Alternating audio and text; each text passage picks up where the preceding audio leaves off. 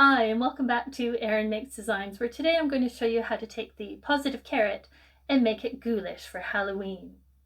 Today is going to be a quick tutorial on how to do the embroidery, but if you want to see how to make the full carrot, you can see its positive carrot tutorial in just a moment where I link it for you. Let's get started. As I said in this introduction, this tutorial is all about how to take the positive carrot and make it ghoulish for Halloween. If you'd like to watch the full tutorial on how to make the carrot, you can find it here. But like always, you can find the row counts down in the captions. The body of the carrot is 25 rows. The leaves are 5 rows each, in which I have folded them in half and mattress stitched their sides together to make a narrower leaf. You will need a 22-pin circular knitting machine. This one is Addi Express Professional by Addi, but you can use any brand that you like. Some filling of your choice.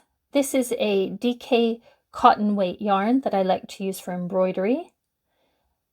This is Aran worsted weight yarn, Caron Simply Soft in heather and black, but again, you can use any type of yarn that you like. Scissors, darning needle, and some straight pins. Let's get going. And now that you have the body of your carrot ready, we can get on with the embroidery. It's a really simple embroidery. We just have what looks like an eye that's bulging out of its socket. Over here we have a missing eye, and then we have a little frowning, miserable face. To start, you take one of your straight pins and you are going to find a column of stitches which will be the center of your face. This is going to help you make everything symmetrical.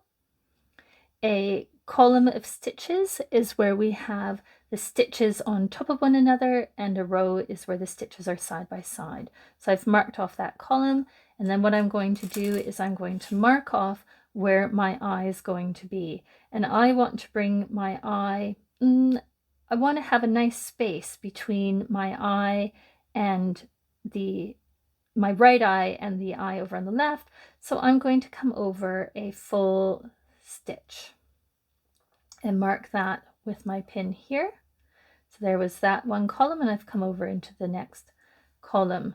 And then what I want to do is I'm going to do the same on the other side, making sure that I'm marking off the center of that eye and that they are in the same row of stitches. And I've cut myself here about 90 centimeters of my DK yarn that I'm using for embroidery. This is about 35 inches. It's probably going to be more than I need, but I have played yarn chicken a few times today, and so I don't want to have to be filming this again, which this is actually the second time I'm doing this embroidery for that exact reason. So what you do, start at the back of your carrot, bring your needle in, and I'm going to bring it out beside this pin. So beside the stitch where the pin is. I'm not coming out at the pin itself, I'm coming out right beside. And pull your yarn through, making sure to leave yourself a long enough piece of yarn here at the back, your tail, for tying off. And then it's very simple to construct the eye. We are just going to wrap around that stitch. And make sure that every time that you come out and go back in as you are forming your eye, that you are going back in and out at the exact same spot each time. Now, unlike the positive carrot, the ghoulish one has this bulging eye to make it look like it's coming out of its eye socket. And so it is going to have a much, I'm wrapping around more times. With the positive carrot, I wrap the eye 6 times. This one I'm going to do it 8, perhaps 10. I don't know. I'll just see what I think when I have done that, when I've finished my eye, how much I like how it looks. You, of course, can make your eye as small or as big as you like. Now, as I'm wrapping around, I am not going over, back and forth over the same spot each time. What I'm doing is I am wrapping around the top and the bottom of the eye as it's forming, and this is how I get a much rounder shape to my eye. There we go. So this time I'm coming around the bottom. Like I said before, make sure you are going in and out of the same spot.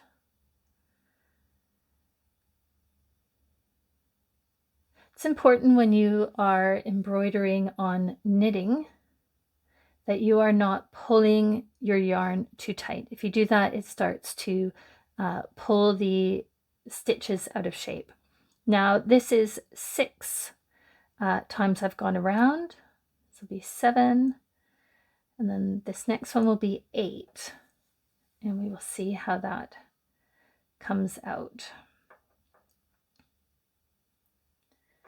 And I think that's quite good.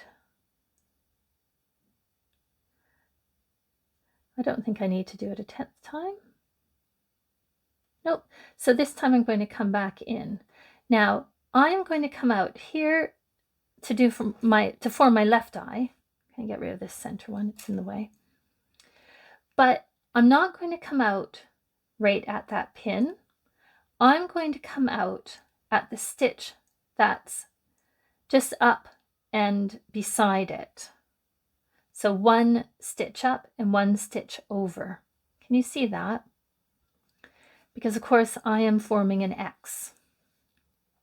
So I'm just going to check to see how that last stitch has formed.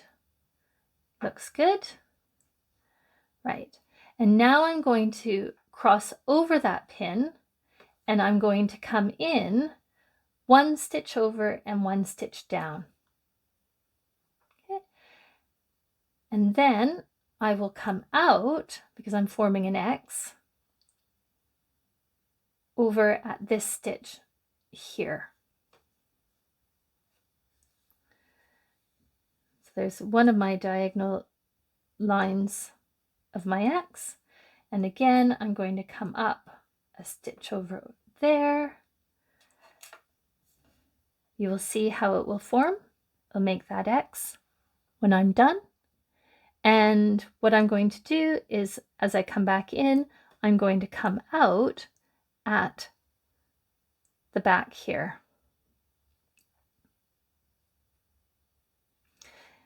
And we'll watch to see how that X was formed. There we go. Now I have plenty of yarn left, and so I can use this same yarn for forming the mouth of my carrot. I could have just gone straight on to the mouth here without coming out at the back, but to be honest, I'm not going to lie to you, I forgot that I needed to do the mouth, so I'm just going to form it now. I like to have my mouths, when I'm doing amigurumi embroidery, I like to have them nice and close to the eyes here. So I'm going to put what will be the center point of my mouth just here. And then I'm going to put in the corners of the mouth, they're going to be in the same column as the center of the eye there. And it's just 1 stitch down from that pin that I put in. So again, I'm over at the center, and I'm going to be 1 stitch down. And this will make my frowny face. Oh, I keep laughing about the power of film. I could have just reshot this and not admitted to you that I forgot something. But anyway, let's keep it real.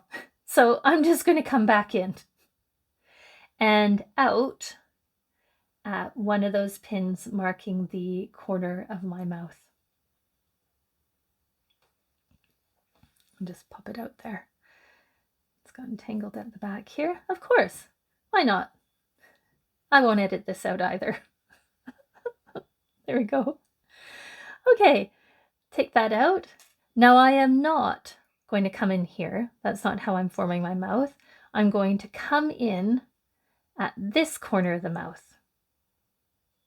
And I will come out at that pin in the center, at the center pin. Okay, I'm just going to pop those out. And what will happen is I'm just going to get a straight line. But to make it a frowny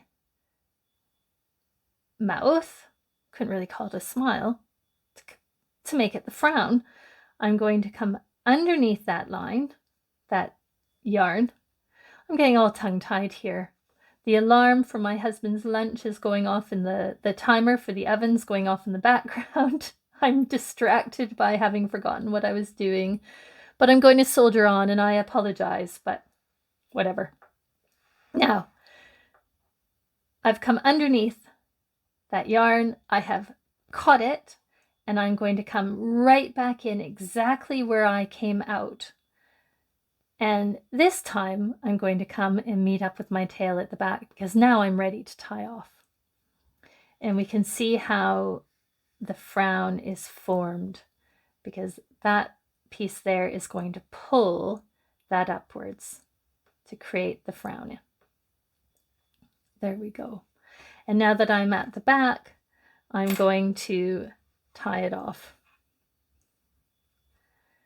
Don't pull it too tight. If you pull it too tight, it will pull your embroidery at the front all out of shape. And then I'm just going to pop the tail back on, bring it back in at the same spot and out. And that will pull not only the tails, but the knot that we made into the body of the carrot to hide it. Snip those tails.